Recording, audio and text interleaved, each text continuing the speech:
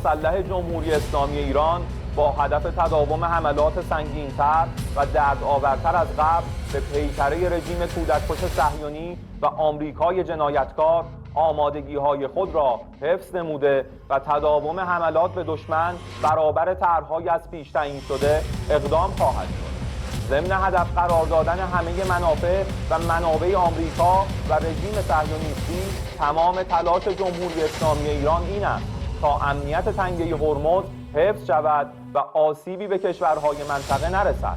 پایگاه پهپادی MQ-9 آمریکا در منطقه توسط نیروی دریایی سپاه پاسداران انقلاب اسلامی هدف قرار گرفت و ستونهایی از دود ناشی از آتش‌سوزی به آسمان بلند شده است.